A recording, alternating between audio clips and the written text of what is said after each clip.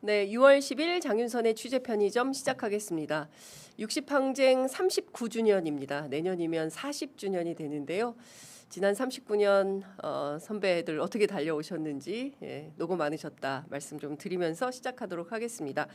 오랜만에 저희 스튜디오 찾아주셨습니다. 대통령 비서실 중소벤처 비서관 맡고 계십니다. 이원재 비서관 스튜디오에 나와 계십니다. 어서 오십시오. 네, 안녕하세요. 네, 잘 지내셨습니까? 아, 그럼요. 뭐 너무 뜨거워가지고 그러니까요. 우리가 하고 있는 사업이 잘 히트다 히트. 네, 모두의 창업. 네, 깜짝 쳤습니다. 놀랐습니다. 진짜 저희가 함께 할 수 있어서 진짜 영광이었던 사업인 것 같아요. 네. 저희도 광고를 했습니다. 이렇게 큰 히트를 칠 줄은 몰랐다라는 생각이 좀 드는데요. 그에 앞서서 어제 한국은행이 이제 국민소득 통계를 발표를 했는데요. 관련해서 이재명 대통령도 한밤에 X에 또 관련된 내용을 올렸습니다. 네, 맞아요. 그래서 네. 비서관님 나오신 길에 정부 1년 평가를 겸해서 지난 그 한국은행이 발표한 국민소득 통계 어떻게 읽어야 되는지 말씀을 좀 부탁드리겠습니다. 그러니까 어젯밤에 이재명 대통령께서 X에 올렸는데요. 사실 어제 낮에 한국은행에서 발표를 했죠. 근데 많은 분들이 이게 어느 정도로 쇼킹한 건지를 모르시는 것 같더라고요. 그렇기도 하고 우리 언론에서 세게 안 다뤄주고 있어요. 너무 안 다뤘어요. 오늘 그래서, 조간에도 눈에 띄는 게 별로 없습니다. 근데 이게 얼마나 충격적인 수치인지 제가 말씀드릴게요. 우리 하준경 경제수석, 경제성장수석이잖아요. 회의에서 이렇게 얘기를 했습니다. 발표 하루 전에 우리 이제 보고를 봤는데 듣도 보도 못한 수치가 발표될 겁니다. 듣도 보도 못한 수치가 발표된다. 이미 그저께 회의에서 이렇게 얘기를 하셨는데 그 수치 제가 뭔지 제가 말씀드릴게요. 일단은 국민소득이라는 개념 아시잖아요. 그렇죠. GNI라고 그렇습니다. 그럽니다. 네. 실제로 이제 국민들이 평균적으로 얼마를 벌었냐 이거죠. 이게 올해 1분기에 1년 전에 비해서 13.2% 늘었거든요. 그러니까 내가 100만 원 벌고 있었으면 113만 원 벌게 됐다. 1억 벌고 있었으면 1억 1,300만 원 벌게 됐다. 이렇게 됐다는 얘기인데 이게 어느 정도 놀라운 거냐면요.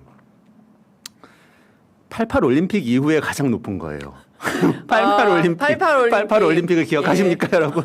제 88 올림픽 때 저기 나가서 이거 태극기 흔들었어요. 고등학교 때. 그때 언젠지를 생각해 보세요. 그러니까요. 그때 3조 호황이라고 그래서 맞아요. 우리나라가 막 엄청 잘 나갈 때예요. 그리고 엄청 경제 성장률 높고 또 노동자 대투쟁이라고 그때 막 파업 있었고 뭐 87년에 아까 말씀하셨던 60항쟁 있으면서 막 경기가 86 뜨거워서 아시안 게임, 88 올림픽 그때입니다. 다들 막 잘 살게 될 때, 소득이 막 올라가고 그럴 때였는데 그때 이후에 90년대 김영삼 시기, 김대중 시기 뭐 다 우리가 다 거쳤는데 그 이후에는 사실 다 저성장으로 갔잖아요. 근데 그때를 다 뛰어넘는 수치가 나온 겁니다. 맞아요. 사실. 이 대한민국의 이재명 정부 1년 안 돼서 지금 나온 거거든요. 저성장의 늪을 어떻게 빠져나갈 거냐 맨날 그런 보도가 있었는데 드디어 이재명 정부에서 탈출을 하게 된 거다. 그렇죠. 37년 만에 37년 이후 최고치다. 근데 더 놀라운 거 있어요. 이게 겁니까? 전기 대비로도 하거든요. 비교를 하거든요. 그러니까 우리가 1분기 1월부터 3월까지잖아요. 그럼 작년 12월부터 10월 사이 요때 비해서 얼마나 올랐냐? 9.2% 올랐어요. 석 달 만에 9.2% 오른 거예요. 석 달 만에 9.2%. 그러니까 이게 작년 6월에 그 관세 협상 당선되자 취임하자마자 관세 협상 정리하는 과정이 한 석 달 있었고요.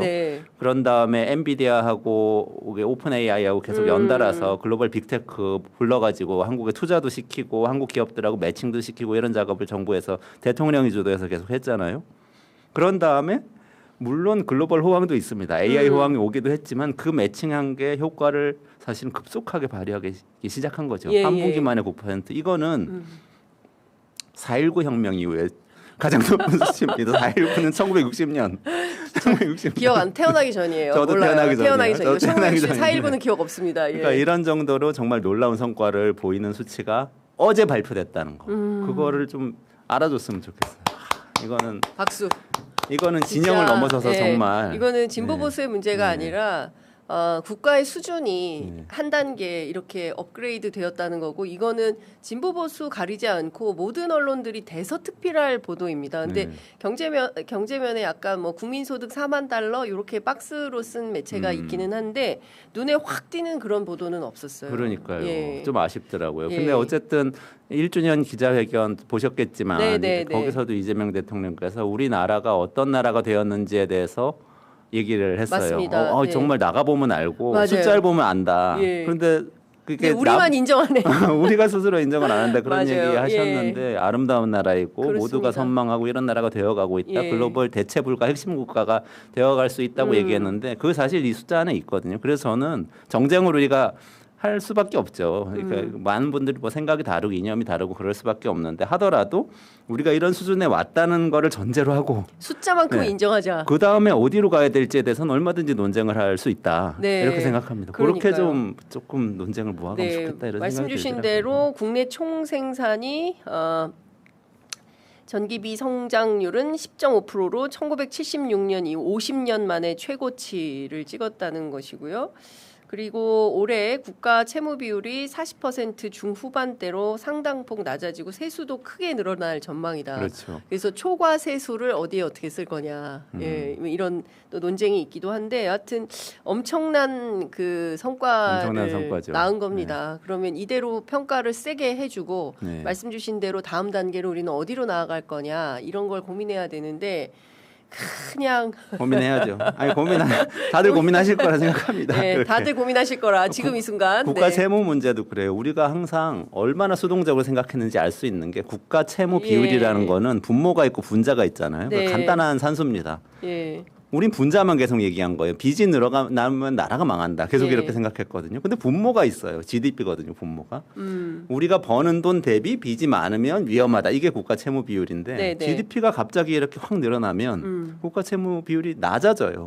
빚이 조금 늘어도 그것보다 더 빨리 GDP가 높아지면 되는 거거든요. 이렇게 좀 적극적으로 생각할 필요가 있다. 이렇게 좀 정리를 해보면 좋겠습니다. 이제 전반적으로 우리가 되게 보수적이고 자기 검열이 세고 아 이거 잘하는 거 맞는 거야? 끊임없이 이제 우리 스스로 자문하면서 평가절하하는.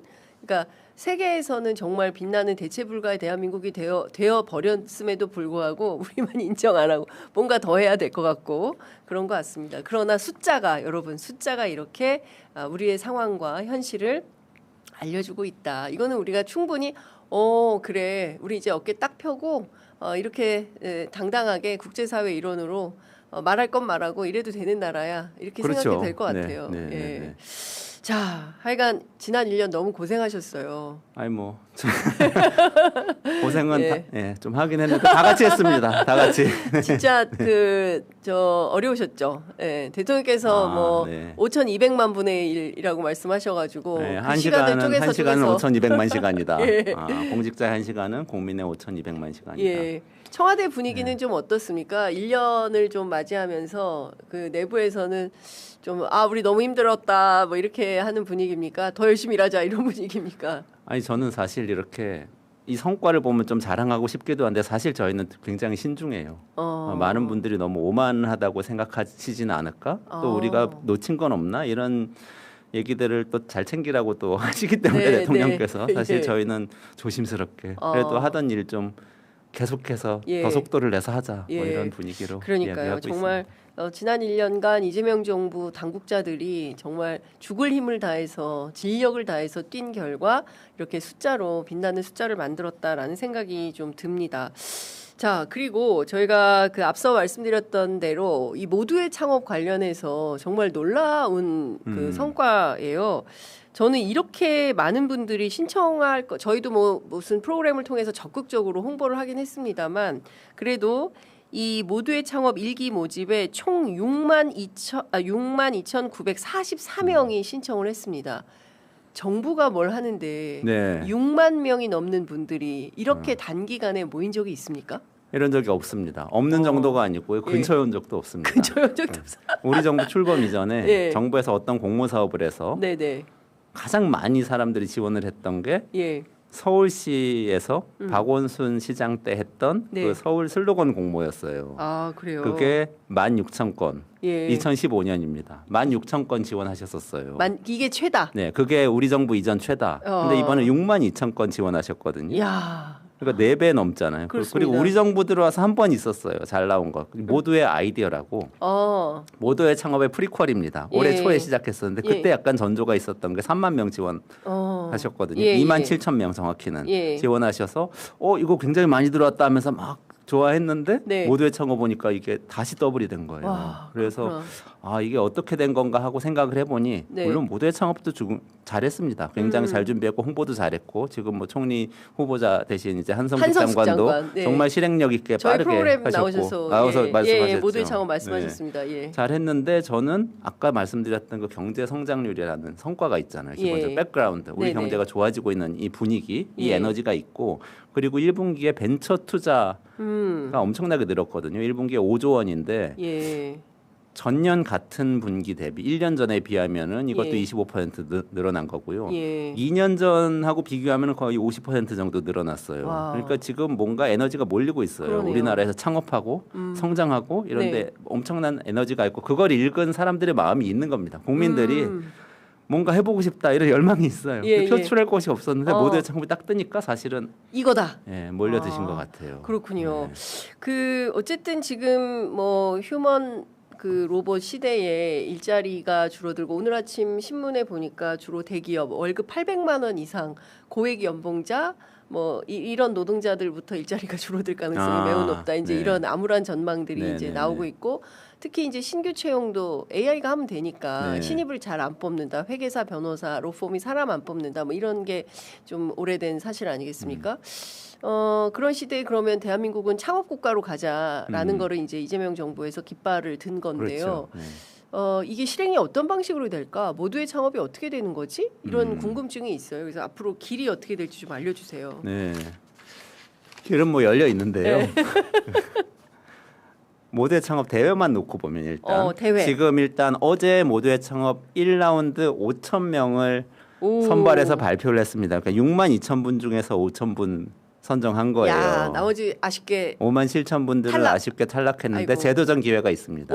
네, 그래서 이번 주에 6월 12일에 아마 오픈될 건데요. 6월 12일까지 기다리시면 그리고 중기부 홈페이지나 관련된 광고 같은 데 찾아보시면 재도전자에 대한 멘토링 기회에 대한 공고가 나갈 겁니다. 그러면 이제 여기 지금 500명의 선배 창업가나 투자자들 그 멘토들이 있어요. 모델 창업 이렇게 쭉 같이 해오고 있는데 이분들이 오프라인에서 만나서 이번에 탈락했지만 다음번에 다시 도전해보고 싶은 분들에게 컨설팅을 해주세요.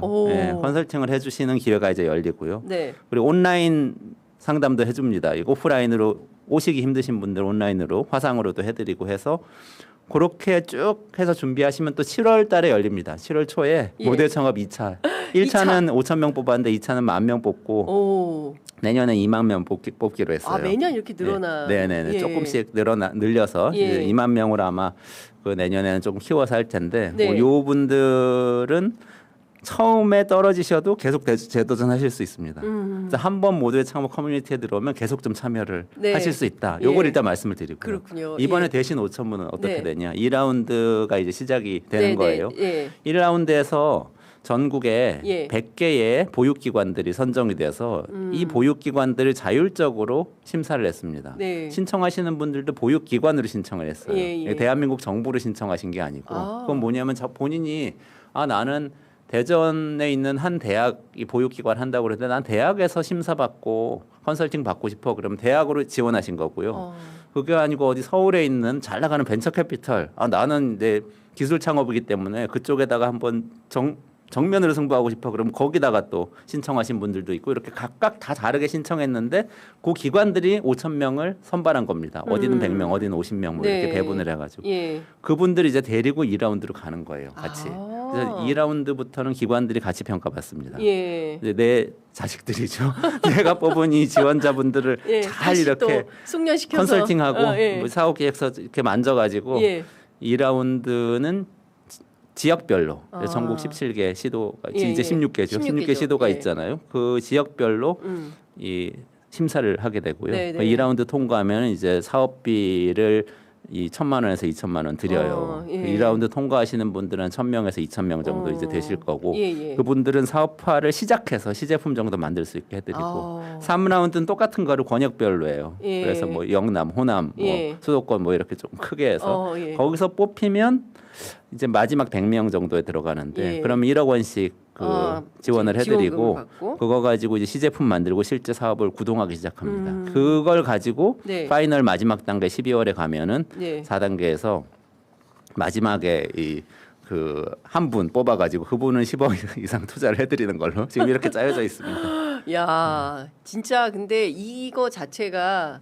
대단한 감동의 드라마가 될 것 같아요. 뭐 누가 이거 다 영상 촬영을 하고 계시겠지만 이 도전자들 그리고 선배 창업가들 얼마나 쓰린 아픔, 약간 무슨 흑백 요리사처럼 처음에 이제 도전해서 막 그 야채도 잘 못 썰고 뭐 이런 사람들 이렇게 해서 요리사로 만들어가는 과정이 감동적이잖아요. 네네네. 그런 것처럼 이 모두의 창업을 통해서 새롭게 만들어지는 100명의 창업가들이 각지에서 어떤 일을 하게 될지 굉장히 궁금한데 일단 제가 처음에 이 신문 보도를 보고 굉장히 어린 꼬마부터 구순의 노인까지 도전자가 있다고 들었어요. 전 세대를 아우르는 그런 도전자들이 있다고 들었는데 이분들이 주로 어떤 아이디어를 가지고 오신 건지 굉장히 궁금합니다. 이제 13세 최연소 13세인가요? 지원해서 선정되신 분 이렇게 있거든요. 1라운드 통과하신 13세 지원자가 있는데요.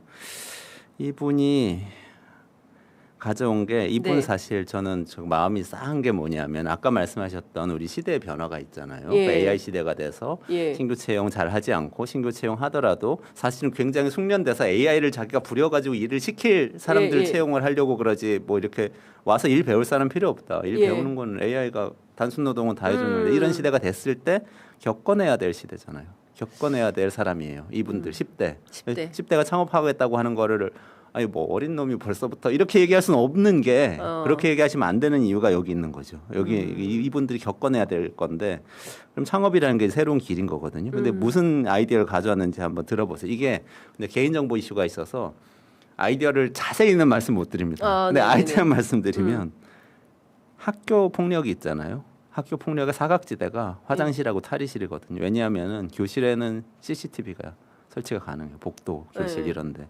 화장실 탈의실은 안 돼요. 프라이버시 때문에. 안 되죠. 그럼 어떻게 하냐. 기술로 해결을 해보겠다는 거예요. 와이파이 신호를 가지고 탈의실이나 화장실 같은 데서 학교 폭력이 일어나는지 여부를 감지하는 아이디어를 냈어요. 실제 이 기술을 어느 정도 갖고 계신지는 저 몰라요. 모르지만 이 초등학생이 13세 중학생일 것 같은데 중학생? 어쨌든 모르는데 어쨌든 이런 아이디어를 난 문제를 정확하게 인식한 거죠. 혹시 체험 사례가 있는 걸까요? 그건 모르겠습니다. 어쨌든 뭐 본인이 학교에 속해 있기 때문에 그걸 알고 있는 거죠. 문제를 어른들은 모를 수 있는 문제를 알고 있는 거죠. 그래서 굉장히 인상적이었고 이렇게 이제 자기 눈앞에 있는 문제를 해결해 보겠다고 나서는 거. 근데 이게 옛날 같으면 중학생이 무슨 와이파이 기술을 가지고 사업 계획서를 써요? 이런 생각이 드시잖아요. 근데 지금 AI가 있잖아요. 사실은 그러니까 이게 실제로 그 기술이 구동 가능한지 여부는 전문가들이 이제 평가를 해줄 겁니다. 또 멘토들이 붙어가지고 이제 계속해서 컨설팅을 해줄 거고. 근데 처음에 아이디어가 있으면 사실은 사업 계획서 쓰고 뭘 하겠다까지 구체적으로 정리할 수 있는 거예요. AI하고 대화를 하면서 화장실에서 어떻게 하면은 이 사각지대에 있는 학교 폭력을 막을 수 있을까? 무슨 기술로 막을 수 있을까? 그 기술은 뭐야? 와이파이 기술이 어떻게 구동되는가? 이렇게 쭉 타고 들어가면 사실은 사업 계획서 쓸 수는 있어요. 그래서 사실 모두의 창업인 거죠. 모두가 뭔가를 할 수 있다. 뭐 저는 그런 시대가 실제로 왔다는 걸 보여주는 그런 사례라는 그런 생각이 이 사례를 보니까 딱 들더라고요. 그러니까 이게 기본적으로 신청자는 9세부터 90세까지 있었지만 지금 이제 추려진 선정된 분 중에서 선정된 분은 최연소가 13세 그리고 제일 연세가 많으신 분이 78세 이렇게 됐다라는 거군요. 궁금하네요. 그러면 일단 근데 좀 한편으로 마음이 좀 아파요. 학교 폭력을 가지고 이렇게 안전의 사각지대에 놓인 거를 좀 해결해 보겠다라고 주체가 나선 거 아니겠습니까? 현장에 있는 주체가. 참 그게 학교 폭력이라는 게 참 씁쓸하다는 생각이 좀 들기도 합니다. 그렇지만 어떻게든 이렇게 해서 그가 당사자잖아요. 말하자면 우리 이 사회 정책에서 당사자가 내 문제를 해결을 하는 데에 창업이라는 도구를 쓸 수 있는 때가 된 거죠. 근데 사실 그렇게 쓸 수 있는 기술은 지금은 AI 때문에 되는데 거기에 맞는 적절한 지원, 적절한 코칭, 적절한 멘토링 그리고 적절한 투자가 이루어지지 않으면 사실 구현은 될 수가 없는데 그걸 네. 만들어 보겠다는 게 사실 모두의 창업인 거죠. 그렇군요. 이 학생에게는 어떤 선배 창업가들이 도와줄지 너무 궁금합니다. 저도 혹시 궁금합니다. 어떻게 될지 너무 궁금하고요. 나중에 한번 이것도 좀 추적 취재를 한번 취재를 해주시면 한번 해봐야 좋을 될 것 것 같아요. 같은데요. 네. 예. 그리고 또 여쭤보고 싶은 것은 최고령 78세죠. 네. 예. 어떤 아이디어가 있으신 분입니까? 이분은 음식물 쓰레기 탄화체를 활용한 나프타 제조 기술인데요. 우리가 나프타가 그러니까 수급이 안 돼가지고 수급이 안 돼가지고 온 나라가 난리가 난 거 아니에요? 중동전쟁 때문에 맞습니다. 우리는 생각도 안 하고 있던 거예요. 우리는 석유가 안 들어오면 문제가 되겠지 이런 생각은 그렇죠. 했지만 나프타가 문제가 되고 석유를 정제하는 과정에서 나오는 그것 이분이 어떤 아이디어를 냈냐면 꼭 나프타를 석유에서 빼내야 되냐. 다른 데서 한번 해볼 수도 있지 않냐라고 이분들 연구를 하신 것 같아요. 그래서 음식물 쓰레기에서 나프타를 추출하는 기술을 어쨌든 컨셉 페이퍼를 제출하셨어요. 그리고 심사를 거쳐서 선정이 되셨습니다. 야, 그럼 상당 타당성이 있다는 거 아니겠어요? 그렇죠. 전문가들이 이게 보기에. 기술적 타당성이 완벽하다고 볼 수는 없어도 분명히 이게 심사 기준이라는 게 있기 때문에 문제 정의는 잘 돼 있을 거고 관련 기술은 현실성은 있을 겁니다. 더 심도 깊은 심사는 하긴 해야 되겠지만 1차 선정은 되신 거예요.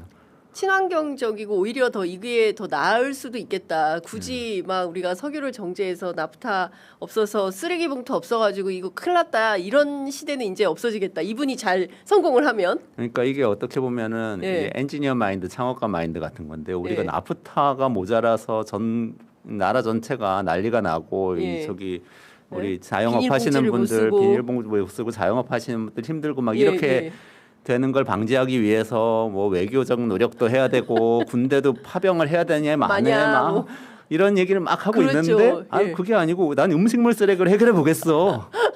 라고 얘기하는 거 이게 얼마나 사실 진짜. 이게 기업가 마인드거든. 진정한 기업가 정신이에요. 이런 분들한테 계속해서 실패할 수 있는 권리를 줘야 되는 거죠. 그러다가 하나 성공하면은 진짜 우리 대박 터지는 거죠. 그렇죠. 파병에서 목숨을 걸고 지켜야 했을 자원을 그냥 우리가 만들 수도 있어요. 음식물 쓰레기로부터. 이렇게 한번 계속 시도를 해보자는 거죠. 진짜 발병 대한민국. 진짜 그 1000만 개, 100만 개 이상의 막 억개 수억만 개 이상의 어떤 새로운 아이디어가 분출하면서 한번 도전해보자. 실패해도 저는 모두의 창업 그 슬로건 가운데 제일 마음에 드는 내용이 그거였어요. 실패해도 괜찮아. 그렇죠. 아이디어만 있으면 돼. 일단 출발하는 거야. 우리가 같이 함께 도와줄게. 저는 그 슬로건이 너무 마음에 들었습니다. 근데 그렇잖아요. 안심이 되잖아요. 내가 괜히 이거 탈탈 털어가지고 창업했는데 쫄딱 망하면 다음이 없잖아요. 그렇죠. 그러면 이제 완전 절벽에 놓이게 되고 그 다음부터는 막 채권자들한테 시달리게 되고 결국에는 극단적 선택을 하시는 분들도 계시지 않습니까? 그래서 더 이상 죽지 않아도 되는 세상을 만드는 거를 이재명 정부가 해준다고 생각하니까 한편으로 너무 감사했다는 생각도 들고요. 외국인 선정자도 있습니까? 외국인 선정자 있습니다. 외국인 선정자도 저번에 나왔을 때 제가 외국인 지원자 한 분 소개해드렸어요. 몽골 유학생. 맞아요. 근데 그분은 조기 선정이 되셔가지고 이미 선정돼서 시작하셨어요. 그분이 이제 한국에 와서 유학을 하려고 하는 외국인 학생 중에서 영어권 아닌 곳의 학생. 우리가 한국이 그래도 영어 정보는 꽤 있나 봐요. 근데 영어 아닌 언어로 접근할 수 있는 앱을 만드는 걸로 이제 되셨었어요. 몽골 유학생인데 인터뷰 영상이 이제 나왔거든요. 그 중기부 모두의 창업 유튜브 채널 가면 있는데 한국말 저보다 더 잘하세요. 한번 인터뷰 하셔도 될 것 같아요. 몽골 유학생 모셔서 인터뷰하겠습니다. 근데 이번에 선정되신 분은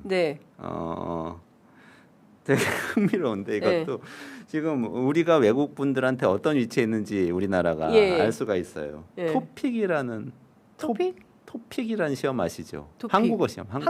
TOPIK. 여기에 쓰기 시험이 있어요. 이 시험을 잘 보기 위해서 한국어 능력 시험. 한국어 능력 시험인데요. 한국어 능력 시험인데 이 쓰기 시험에서 점수를 잘 받기 위해서 연습을 하는 원고지의 글을 쓰는 어플리케이션을 개발하겠다. 그러니까 한국어 능력 시험을 잘 보기 위한 말하자면 이 저렴한 사교육 앱이죠. 이 정도로 한국이 중요해진 거예요. 한국어 능력 시험 잘 보셔야 되는 거예요. 많은 분들이.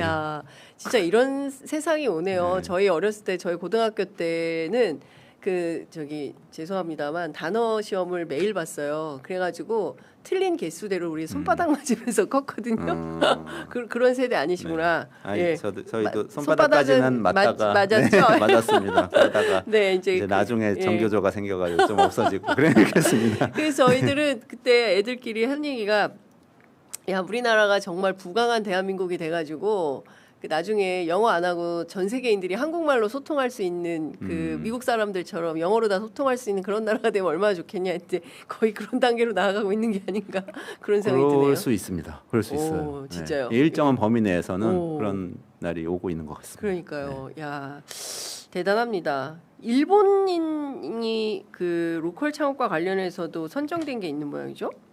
일본인 선정. 네, 부산 뭐 관광객 대상으로 부산 여행 정보 플랫폼을 개발하는 것이 있다 이런 있습니다. 얘기가 있네요. 예. 네, 그게 그러니까 지금 아까 설명드린 거에서 제가 너무 복잡해서 말씀 안 드렸지만 네. 두 가지 트랙이 있어요. 모두의 창업에 테크 네. 기술 창업 트랙이 있고요. 예. 로컬 트랙이 있습니다. 예. 로컬 창업. 이게 예. 테크 창업이 지금까지 말씀드린 거예요. 막 와이파이 신호 가지고 학교 폭력 막고 뭐 이렇게 기술로 하는 거고 로컬 창업은 내가 있는 지역에서 지역 사람들이 잘 살게 만들어줄 수 있는 창업 아이템 이런 거거든요. 예. 외국인 선정자 중에서 이제 외국인 선정자가 로컬 창업 아이디어 내는 것도 좀 특이하잖아요. 예. 부산을 좋아하시는 분인가 봐요. 아, 일본 분인데. 네, 일본 분인데 예. 부산 여행 정보 플랫폼을 만들겠다. 일본 사람들을 위해서. 그래서 부산을 잘 살게 만들겠다. 부산이라는 로컬 지역 경제 활성화시키겠다. 이런 아이디어를 내셔서. 근데 일본이라면 능히 그럴 수 있을 것 같아요. 가까우니까요. 예. 그래서 우리가 한일 관계에 대해서 아픔이 많잖아요. 그리고 지금도 외교적인 이슈도 많고 그렇지만 그렇습니다. 한국인과 일본인은 또 다른 거죠. 한국과 일본과 한국인 일본인은 그렇죠. 그러니까 시민사회 안에서는 이렇게 또 예. 서로의 문제를 이렇게 걱정해주면서 창업을 할 수도 있다는 것 특이했고요. 예. 그 로컬 창업에 사실 재밌는 아이템이 많은데 이거 하나만 더 소개시켜도 돼요? 그럼요. 72세 예. 로컬 창업의 최연장 선정자가 있는데 이분이 아이템이 재밌어요. 경북의 못난이 사과 업사이클 기반 그 에너지 분말 스틱인데요. 에너지 분말 스틱? 이제 말씀드릴게요. 뭔지.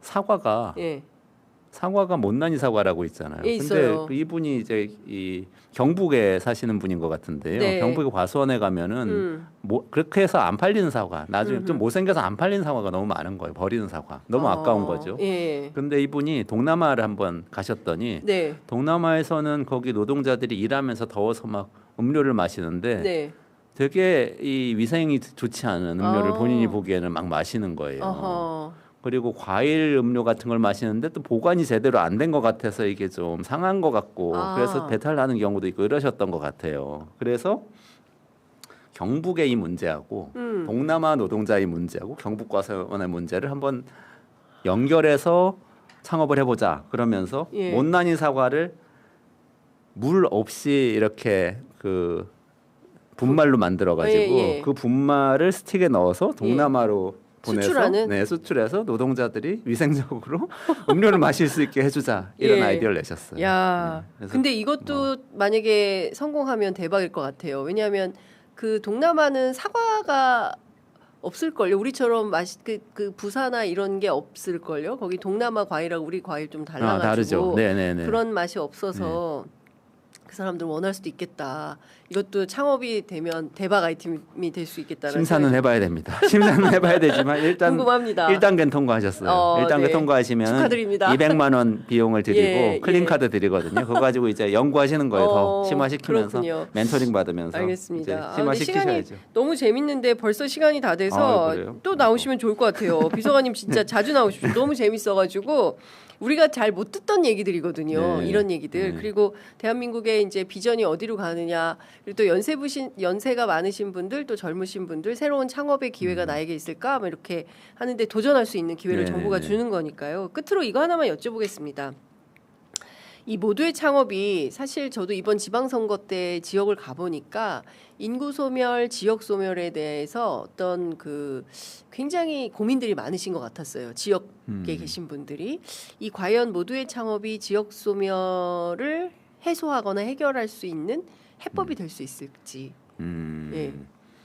여러 정책하고 같이 네. 결합하면 될 수 있다고 봅니다. 그러니까 그 아이디어를 사실은 1주년 기자회견 때 이재명 네. 대통령이 이야기하신 건데 이야기한 내용을 그렇게 이런 내용을 잘 주목은 안 하시더라고요. 언론에서. 이게 뭐냐면 AI로 뭐 삼성전자 하이닉스는 돈을 많이 벌잖아요. 뭐 500조, 600조 뭐 이익을 낸다고도 하고. 네. 그런데 아까 말씀하셨지만 또 채용은 기업들이 많이 늘리질 않잖아요. 맞습니다. 최근에 보니까 마이크로소프트에서 1분기 실적 발표를 했는데 CFO라고 재무책임자가 그 실적을 발표하더라고요. 근데 네. 이렇게 그 내용에 보면은 자기 연봉은 450억 원이에요. 네. 450억 원으로 책정했는데 직원들은 앞으로 매년 줄이겠다.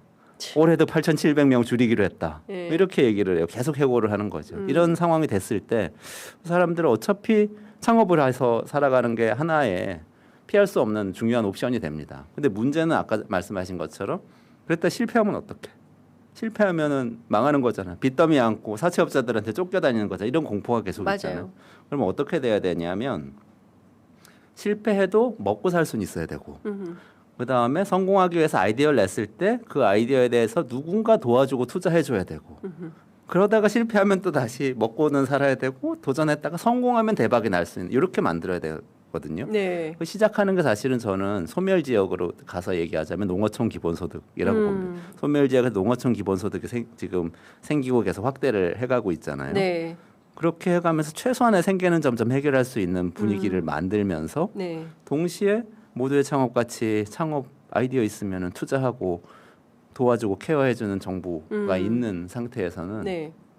살아갈 수 있죠. 그러면 저는 소멸 지역에 가서 네. 아직은 미미합니다. 아직은 예. 기본소득 액수도 작고 예. 모두의 창업도 뽑는 숫자도 작고 그렇지만 언젠가는 예. 우리 정부에서 네. 안심하고 소멸 지역에 가서 창업하면 실패해도 먹고 살 수 있다가 될 수 있다고 생각합니다. 아, 기대가 큽니다. 그 최근에 보니까 이제 이재명 정부 1주년을 맞이해서 고등학교 학생들이 KTV랑 같이 지난 1년간 어떤 일들이 있었는지 쭉 프로그램 만들고 또 얼마 전에 저희 프로그램에 송미령 장관님 오셔서 그 농어촌 기본소득 말씀해 주셨는데 그 동네 이제 미장원이 없었는데 이런 기본소득 카드 같은 걸로 하니까 동네에 사라졌던 미용실이 생겨가지고 뭐 여러 가지 새로운 현상들이 생기더라. 자영업도 돌아가고 뭐 마을이 살아나더라 이런 말씀 굉장히 인상적이었어요. 그러니까 그게 예.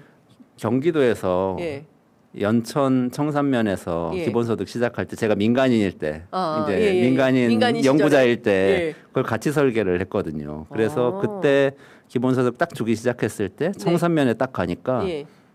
고깃집이 생겼어요. 고깃집이. 네, 고깃집이 그러니까 딱 시작한 그 달에 예. 지급하던 그 달에 고깃집이 간판도 만들기가 시간이 없어서 예.